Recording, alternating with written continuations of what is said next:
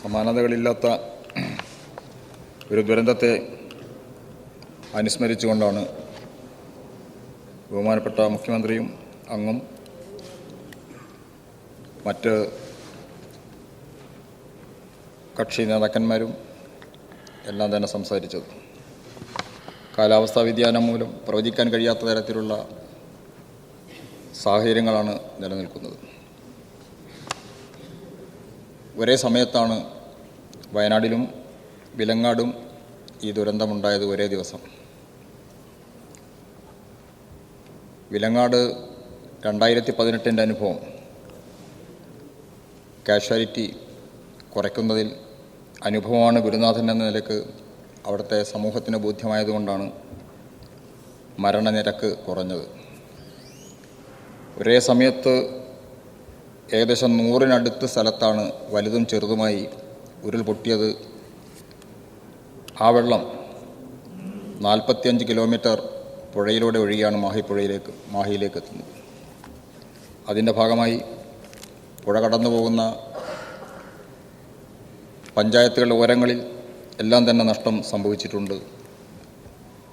ഉരുൾപൊട്ടിയ സമയത്ത് മരണപ്പെട്ട മാത്യുമാഷോടൊപ്പം തന്നെ വളയത്തെ ഒരു പിഞ്ചുകുഞ്ഞും ഇടച്ചേരി ഒരു ചെറുപ്പക്കാരനും വെള്ളത്തിൽ മുങ്ങി മരിക്കുന്ന സാഹചര്യവും ഉണ്ടായിട്ടുണ്ട്. ഇപ്പോൾ ഡ്രോൺ പരിശോധന കഴിഞ്ഞിട്ടേ ഉള്ളൂ. പുനരധിവാസം എങ്ങനെയെന്ന് നിർണ്ണയിക്കാനുള്ള ശാസ്ത്രീയ പരിശോധനകൾ പൂർത്തിയായാലേ എത്ര പേരെ മാറ്റി താമസിപ്പിക്കേണ്ടി വരും എന്ന് പറയാൻ കഴിയുകയുള്ളൂ. ആദ്യ റൗണ്ടിൽ വീടുകൾ നഷ്ടപ്പെട്ട ആളുകളെ പൂർണ്ണമായും ഭാഗികമായും നഷ്ടപ്പെട്ടവരെ മാറ്റി താമസിപ്പിച്ചെങ്കിൽ പിന്നീടുണ്ടായ ശക്തമായ മഴയിൽ 70-ഓളം കുടുംബങ്ങളെ കൂടി വാടകയ്ക്ക് മാറ്റി താമസിപ്പിച്ച സാഹചര്യവും അവിടെ ഉണ്ട്. കുറച്ച് പേർ കുടുംബ വീടുകളിലുമാണുള്ളത്. അവിടെ താമസിക്കുന്നവരോട് അല്ലെങ്കിൽ ആ പ്രദേശത്ത് നിൽക്കുന്നവരോട് അവിടെ തന്നെ താമസിക്കണമെന്ന് പറയാൻ കഴിയാത്ത ഒരു സാഹചര്യമുണ്ട്. അപ്പോൾ അത് ഈ പഠനം പൂർത്തിയാക്കിയതിന് ശേഷമേ നമുക്ക് എത്രമാത്രം ആളുകളെ മാറ്റി താമസിപ്പിക്കേണ്ടി വരും എന്ന് നിർണ്ണയിക്കാൻ കഴിയുകയുള്ളൂ. പ്രാഥമികമായി സ്ഥലങ്ങൾ കണ്ടെത്തുന്ന പരിശോധന ജനകീയമായി അവിടെ നടത്തിക്കൊണ്ടിരിക്കുന്നുണ്ട്.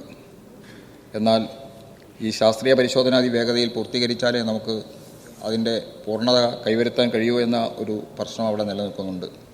ആദിവാസി കുടുംബങ്ങളാണ് കൂടുതലായി ഉള്ളത്. അവരുടെ ജാഗ്രതയേറിയ സമീപനം തീർച്ചയായും കാഷ്വാലിറ്റി കുറയുന്നതിൽ സഹായകരമായി വളരെ വേഗം അവർ രക്ഷപ്പെടാനുള്ള ശ്രമങ്ങൾ നടത്തിയതിൻ്റെ ഭാഗമായാണ് നമുക്ക് മരണനിരക്ക് അല്ലെങ്കിൽ മരണം കുറഞ്ഞത്. ഇതിൽ നിന്ന് നമ്മുടെ നാടിനെ മോചിപ്പിക്കാൻ ഇവിടെ പലരും സൂചിപ്പിച്ചതുപോലെ അതിശക്തമായ മഴ വരുമ്പോൾ അല്ലെങ്കിൽ കെടുതികൾ വരുമ്പോൾ അറിയിക്കാനുള്ള പ്രാദേശികമായ ഒരു സമീപനം ഉണ്ടാവണം എന്ന് കാണേണ്ടതുണ്ട്. നിയമസഭാ കമ്മിറ്റി, പരിസ്ഥിതി കമ്മിറ്റി ചർച്ച ചെയ്തപ്പോൾ ഒട്ടേറെ ശാസ്ത്ര സാങ്കേതിക മേഖലയിലുള്ള വിദഗ്ധരുമായി ചർച്ച ചെയ്തപ്പോൾ അതിനുള്ള സംവിധാനം ഒരുക്കാൻ കഴിയും എന്ന് സൂചിപ്പിച്ചിട്ടുണ്ട്. അതിൻ്റെ ബാക്കി കാര്യങ്ങൾ ഞങ്ങൾ ആലോചിക്കുന്നുള്ളൂ. ഏതായാലും അത്തരമൊരു നിലപാട് നമ്മൾ കേരളമാകെ സ്വീകരിക്കേണ്ടുന്ന സാഹചര്യമാണുള്ളത്. 350 കിലോമീറ്ററേക്കാൾ വേഗതയിലായിരിക്കാം ഈ മഴ വന്നത് എന്നാണ്, അല്ലെങ്കിൽ വെള്ളത്തിൻ്റെ കുത്തിയൊഴുക്കുണ്ടായത് എന്നാണ് വയനാട്ടിലെയും വിലങ്ങാടെയും ഒഴുക്കിനെക്കുറിച്ച് പ്രാഥമികമായി മനസ്സിലാക്കാൻ കഴിഞ്ഞിട്ടുള്ളത്. അപ്പോൾ ഇതേപോലെ ഇനിയും മിന്നൽ മഴകൾ വരികയാണെങ്കിൽ ഉണ്ടാകുന്ന അനുഭവത്തെ നമ്മൾ കാണേണ്ടതുണ്ട് എന്നുകൂടി സൂചിപ്പിച്ചുകൊണ്ട് അവിടെ ഇനി ബഹുമാനപ്പെട്ട മന്ത്രിമാർ ഒട്ടേറെ പേർ വന്നു. പ്രതിപക്ഷ നേതാവ്, കക്ഷി നേതാക്കന്മാരെല്ലാവരും അവിടെ വന്നിട്ടുണ്ട്. ഈ 45 കിലോമീറ്ററിൽ നല്ല ശതമാനം പുഴയും ഇന്ന് നമുക്ക് സംരക്ഷിക്കേണ്ടതുണ്ട്. വലിയ തോതിൽ മണ്ണ് വന്ന് തുറന്നിരിക്കുകയാണ്. ഇനിയൊരു മഴ വന്നാൽ വളരെ വേഗം പ്രളയമുണ്ടാകുന്ന ഒരു സാഹചര്യമുണ്ട്. മരങ്ങൾ അതേപോലെ തന്നെ വലിയ തോതിൽ ഈ മണ്ണിൻ്റെ അടികളും ഒക്കെയായി നിൽക്കുന്നുണ്ട്. യുദ്ധകാലാടിസ്ഥാനത്തിൽ അന്ന് നടത്തിയ ഒരു ശ്രമത്തിനപ്പുറത്തേക്ക് നമുക്കത് മാറ്റണമെങ്കിൽ ഒരു പ്ലാനിങ്ങിൻ്റെ അടിസ്ഥാനത്തിൽ നടക്കൂ എന്ന ഒരു പ്രശ്നം നിലനിൽക്കുകയാണ്. ഒട്ടേറെ പാലങ്ങൾ പോയിട്ടുണ്ട്, ഗ്രാമീണ റോഡുകൾ പോയിട്ടുണ്ട്, മലയോര ഹൈവേയിൽപ്പെട്ട പേൾപിടി റോഡ് തകർന്നിട്ടുണ്ട്. അങ്ങനെ ഒട്ടേറെ നഷ്ടങ്ങൾ അവിടെ സംഭവിച്ചിട്ടുണ്ട്. അതിൻ്റെ കണക്കുകളെല്ലാം ഗവൺമെൻറ്റിൻ്റെ കയ്യിലേക്ക് എത്തിയിരിക്കുകയാണ്. അതെല്ലാം നമുക്ക് പുനഃസൃഷ്ടിച്ചുകൊണ്ടുള്ള ഒരു പ്രവർത്തനത്തിലേക്കാണ് നീങ്ങേണ്ടത്. ഇവിടെയൊക്കെ സൂചിപ്പിച്ചതുപോലെ തന്നെ അവിടെ കൈമയും മറന്ന് എല്ലാവരും ഒരുമിച്ച് നിന്ന് ഉറങ്ങാതെ മണിക്കൂറുകൾ അല്ലെങ്കിൽ ദിവസങ്ങളോളം ഈ പ്രവർത്തനം നടത്തിയതിൻ്റെ അടിസ്ഥാനത്തിലാണ് ഇപ്പോഴുള്ള വിലങ്ങാടിനെ വിലങ്ങാടായി സൃഷ്ടിക്കുന്ന ഒരു നിലയിലേക്ക് വന്നിട്ടുള്ളത്. കാരണം എല്ലാ റോഡുകളും തകർന്നിരുന്നു, താൽക്കാലിക പാലങ്ങളിലൂടെയാണ് യാത്ര ചെയ്തിരുന്നത്. അതിനൊക്കെ ഒരു പ്രാഥമിക നിർമ്മാണങ്ങൾ ഇപ്പം നിർവഹിച്ചു കഴിഞ്ഞിട്ടുണ്ട്. ഒറ്റപ്പെട്ടുപോയ മേഖലകളിൽ ജനങ്ങളെ സഹായിക്കാൻ കണ്ണൂർ ജില്ലയുടെ സഹായം കൂടി തേടിക്കൊണ്ടാണ് അവർക്ക് ഭക്ഷണ സാധനങ്ങളും എല്ലാം എത്തിക്കാൻ തീരുമാനിച്ചത്. ആദ്യം 8 ക്യാമ്പുകളായിരുന്നെങ്കിൽ പിന്നീട് ക്യാമ്പുകളൊന്നും തന്നെ സുരക്ഷിതമല്ല എന്ന് കണ്ടതിൻ്റെ അടിസ്ഥാനത്തിൽ ക്യാമ്പുകളുടെ എണ്ണം കുറച്ചുകൊണ്ടിരുന്നു. പിന്നീട് ഒരു ക്യാമ്പ് സുരക്ഷിതമാണ് എന്ന നിലയിലേക്ക് വന്നപ്പോഴാണ് വീണ്ടും അതിരൂക്ഷമായ മഴ വന്നതിനെ തുടർന്ന് കലക്ടറും മറ്റ് ഉദ്യോഗസ്ഥന്മാരും എല്ലാം ഉണ്ട്, ഞങ്ങളെല്ലാം ഒറ്റപ്പെട്ടു ഒരു സാഹചര്യം വന്നപ്പോൾ ആ ക്യാമ്പും പോലീസിനെ കൂടി ഉപയോഗപ്പെടുത്തിക്കൊണ്ട് NTR സേനയെ ഉപയോഗപ്പെടുത്തിക്കൊണ്ട് വളരെ വേഗം വീണ്ടും മാറ്റുന്ന സാഹചര്യം വന്നത്. അങ്ങനെയൊരു വല്ലാത്തൊരു സാഹചര്യമായിരുന്നു നിലവിലുണ്ടായിരുന്നത്.